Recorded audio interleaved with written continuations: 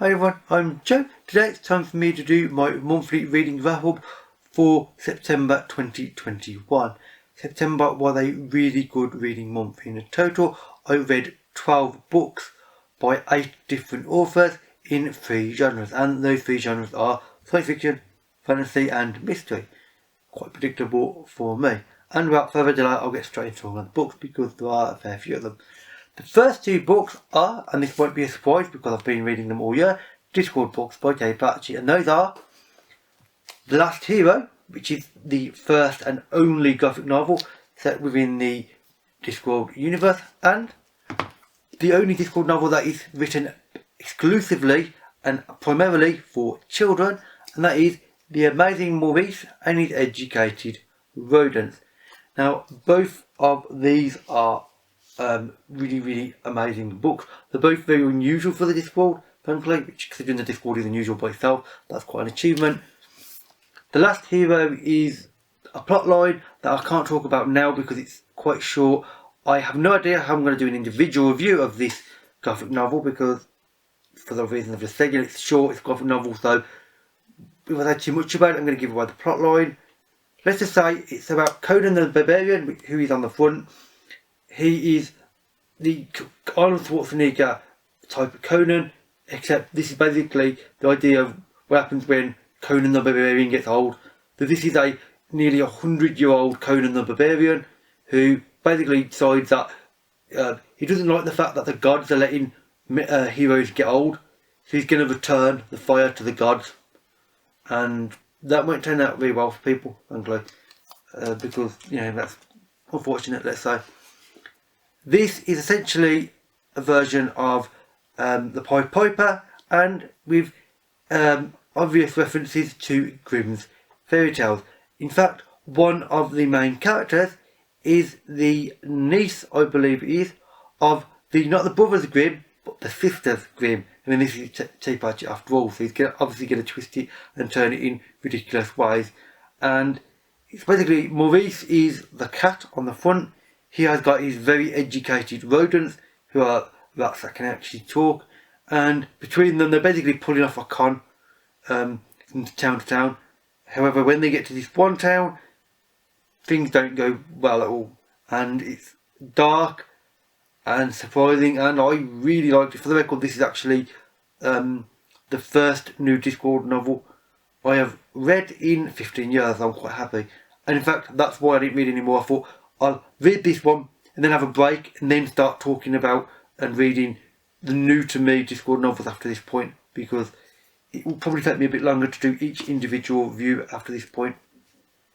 Now, the next thing that I read was not just one book, but 4 books and they're ebooks, so the picture's up on the screen, and that is Garters and Gargoyles, Diamonds and Daggers, Herringbones and Hexes, and Ribbing and Runes. These are books 10, 11, 12 and 13 in the Vampire Knitting series, written by Nancy Warren. Basically, the concept of the series as a whole, and indeed the first book, is essentially a girl is happily living in America. She gets the terrible news one day that her grandmother died over in England, so she comes back to sort of sort out her grandmother's affairs, and finds out that actually her grandmother isn't actually dead, she's actually been turned into a vampire, and the vampires in question are not horrible and evil. They actually have a knitting club in the back room of her knitting shop, which she's taking over for temporarily, and let's just say it goes from there. Every book is sort of like an episode of a sort of something like Midsummer's Murders, if you know what that is. It's an English program, and it's very sort of, it's a cosy mystery series. Every time there's some sort of, normally a single murder, maybe a second occasionally, where it affects the Vampire Knitting Club or Lucy in some way, and basically they investigate and, you know, solve it. And it's a very nice series to read. Every book's just nice, frankly, because they're calm, they've got sort of actiony scenes, but they're quite mild, and they're just pleasant and just enjoyable to read, which frankly has been really fun. However, I'm now fully up to date with everyone that's in this series, so there won't be any more that I'm going to be talking about in the next wrap up because I haven't got any more. So that'll be it for the time being, but I would recommend this series if something a bit lighter and a bit fun sounds ideal to you. The next book that I read was Ghosts of the Danube by Lailvaux. This is the second book that I read by Ryan. The first book was last year, and indeed that first book of Ryan's made it into my favourite books of 2020. Now this book won't be making into my list of 2021, not because it wasn't a good book, just because the content was darker and it was a little bit harder to read, frankly. Now the concept of Ghosts of the Danube is, this is basically a sort of a dystopian future where the world's sort of not in good condition, let's say. There are communities around the place. One of these communities is run by several men. One of the men has a daughter. I'm not describing this probably very well, by the way. So be. And one of the main characters ends up being that daughter. And one day a stranger comes along from another part of the plot line from the start of the book, which I'm not going to talk about because it might spoil things. And let's just say he's got different views because he's an outsider, and they find out there's a bit of an underlying issue going on in the town. I mean, it's blatantly obvious that's going to happen and it's surprisingly dark. It's extremely well written, thoughtful, good characters and good character development, but it's so much darker though than the first book, and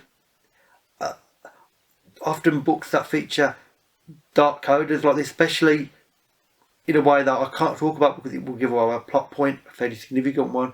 Let's just say a relation to a character I wasn't keen on, and it made me not hate the book. Obviously, I mean, I did enjoy the book, but it made it not the sort of book I can say I would love to reread every 5 minutes. Like Ryan's first book last year, this was darker and it was gloomier, and that doesn't quite work as easily with me. It's just a personality thing, frankly. Some people that will work out perfectly well.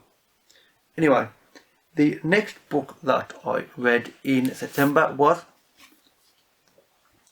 Velocity Weapon, written by Megan E. O'Keefe.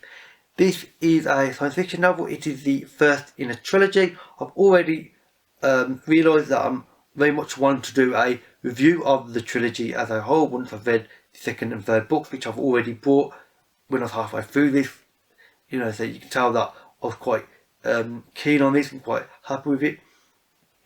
This was really well written, fun and enjoyable. The basic premise of it is this is in the far future sometime. Obviously, you know, science fiction. There is a soldier. Her name is Sandra. The last thing that she remembers during this big battle is the fact that her ship got destroyed, and well, she thought that she might have died. You know, so suddenly finding herself awake and not dead in a medical room on board a strangely empty ship is surprising to her, to say the least. The ship's not totally empty though of conversation, because the ship is run by a sentient artificial intelligence that fully is aware of what it is and what it can do. And this ship tells her that this battle was centuries ago, over 250 years ago. Humanity's been wiped out, and yeah, it goes from there, let's say. So it's very strange. And there's another plot point that the book switches between, based upon the brother of the character back in the other timeline, where he is trying to find out where his sister went during this battle, what happened to her. So it's interesting mystery there, and it's just brilliantly well written, great plot, interesting characters, and the pacing is really, really good on this as well. It's never too fast or too slow. It's like perfect plotting and pacing, which I was really, really impressed by overall. The next book that I read is one that will definitely be on my favourite books of the year list, and that is A Master of Djinn, written by P. Djèlí Clark. This is the first full-length novel in the Dead Djinn universe. It started off with a novel, short story in fact, then a novella, and finally a novel. I am almost certain, unless I'm misremembering, that this has been authorised, from the publisher to the author, requested to write more books in this universe, I believe. So I'm quite happy by this because it is a brilliant universe. It's a universe which is basically Earth, but with the spirit world with djinns and such in it, and it's just brilliantly written, amazing characters. You've got the Ministry of Alchemy, Enchantments and Supernatural Entities. The one woman of that is called Fatma El Shah Arabi. I'm probably making a mess of pronouncing that name, so I apologise to anybody that doesn't know how to pronounce those sort of names correctly. And the young woman working for the agency, she's got a reputation for working alone, so that doesn't go down well when she's lumbered with a partner, another rare female member of the ministry as well. So this doesn't go down well with her. It creates a little bit of tension, but they do work together fairly well. And there is a figure that's arriving in the city, let's say, and this individual, a man that they are aware of, is causing problems. I don't want to say too much about the plot because it's really fun to investigate and explore yourself, but it's just well realised. The universe is phenomenal. I mean, it's called the Dead Djinn universe. Should be called an amazing Djinn universe because it's just so well realised and so well nuanced and throughout. Like, it was really impressive. I loved this. A friend of mine, Shannon, did a review of this, and I will link that in the description box below. The next book that I read was Turning Darkness into Light, written by Maurice Brennan. This is the 6th book in the Memoirs of Lady Trent series. That series of 5 books previously is a finished and complete series. This is essentially, it's called the 6th book, but it's more of an offshoot, essentially, as I think of it, based upon the granddaughter of the main character from those first 5 books. And it's basically, she's got a bit of almost a chip on her shoulder now, because her grandmother made history in this world where dragons exist. And it's a very interesting sort of, it's Earth-like, but it's certainly not Earth.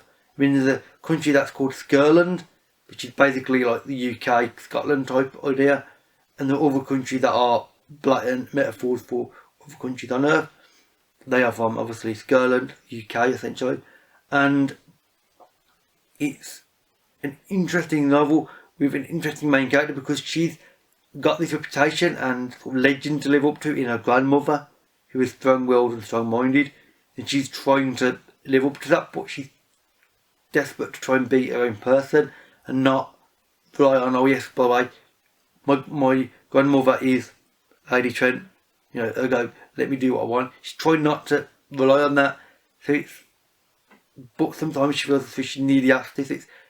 It's an interesting development in the story, and I think one of the main points of it is like the plot line is almost irrelevant to me in a sense, based on it's her trying to make her own way, trying not to be fixed by legacy, by the legend. She's trying to be her own person, and that's what she's saying to the reader. And I think it's actually really well written, and I actually enjoyed this more than I expected. I knew that I'd enjoy it, but I expected it to be just merely, another entry in the series based on a sort of, on a related character to the main 5 books.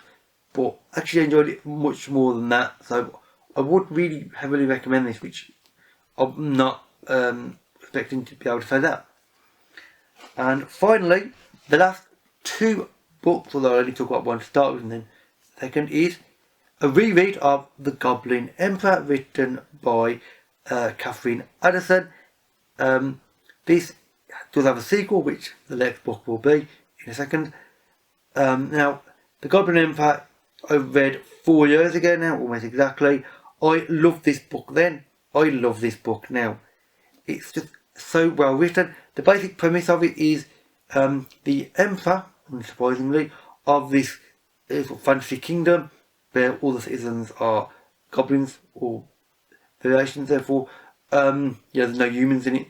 The Emperor and his several of his sons are killed in an accident, assassination attempt, nobody really knows, some suspicious circumstances, in an airship. And his nearest relative happens to be Maya. Maya is his half-goblin son, so he's not been in the limelight, he's been sort of sent away with basically a tutor, sort of banished almost to, the outskirts. All of a sudden, he gets told, your father and your brother are dead, you now are expected to become Emperor. Bit of a shock to him, frankly, when he's considering just to, have a normal day. So, he goes back to the kingdom, becomes Emperor, and events unfold from there. It's a phenomenal book. The world building is fantastic, and the characters are really interesting, especially because they're not human. They are goblins or half goblins or whatever else that there may be in the book, which I'm not going to say. It's interesting because the characters don't have exactly normal viewpoints, and the pronouns that the characters use, they always use like we when they're talking about what they're going to do. They don't say I want to do this, they say we want to do this, and they're only under very specific circumstances, normally when they're being very, very personal with somebody on a one-to-one basis, unofficially, in the comfort of their own home, will they actually say I. Even then it's rare. It's a curious circumstance, and that I think adds something, it makes it stand out a little bit. And overall this book was fantastic and I loved it a lot. And the second book that follows on from that, of thought, is The Witness for the Dead, also by Katherine Addison. Now, this is not a direct sequel to The Goblin Emperor at all. This follows a character that you do come to like and find very interesting in The Goblin Emperor, however. That is Farah Salahar. He is a witness for the dead, hence the title of the book. Basically, a witness for the dead is essentially the equivalent, is a fancy name for essentially saying a sort of a detective, a sort of homicide detective, pretty much. And he is investigating a particular crime that's going on in this town after the events of the Goblin Emperor. He is not banished because he did help the Emperor out, but he's not liked by certain people within, sort of whole idea of government. So he's sort of sent to this town where he can do good, and indeed he's very passionate about being a witness for the dead, so he's very good at his job. And it's just him trying to find out why this one woman was murdered who was part of a opera, and he gets along well with the theatre director, who is a really interesting character and a really nice guy overall. And the interesting characters that he meets along the way, and the other little crimes he has to commit, because sometimes he's asked to solve other little things along the way which work out really well and really add to his character, add to this world. I mean, there will be another one set within the universe, and I believe the next book will be a direct sequel to Witness for the Dead, not The Goblin Emperor. So this will be very interesting to see where this goes, and I'm very excited for this because I loved this book. It was fantastic. It was shorter than Goblin Emperor by a bit, but no less interesting, no less well written, and basically this has just got everything you could want. It's got amazing characters with a curious viewpoint due to, like I said about the Goblin Emperor, they're not human, so Katherine Addison sort of made a slightly alternative viewpoint for them to have. I mean, in this, a lot of the book is, because obviously it's not just about the Emperor as in the first book, this is about Farah, the Witness for the Dead. It's all based on him, so he's sometimes you're reading it and he will actually say I in his head. Obviously when he says out loud he will say we. That's a little interesting little twist. And I will link a review of this. I'm pretty sure that Rachel, Canadian BookTube, did a review of this. I know she did one of the Goblin Emperor. If she did, I will link either review or both the reviews, depending on which one she's done. I can't remember off the top of my head. I know she did one. I know she reviewed one of the books, and extremely well, and in much more detail than me. And with that said, that is all of the books I've read in September. If you've read any of these or you would like to, then please leave me a comment. If you've got suggestions on books you think I might like based on these, then again leave a comment. Now, October will be a hard month to live up to these because these had some brilliant books. Several of these books are going to be my favourites of the year, probably about 3 of them or 4 of them. So September is going to be like the best month of the year probably. So October and the remaining months of the year, I've got a lot to live up to now, I'm afraid. But these things happen. Anyway, with that said, that is it. All my social media links to be in the description box below. And with that, that's it. Thanks for watching. I'll see you another day.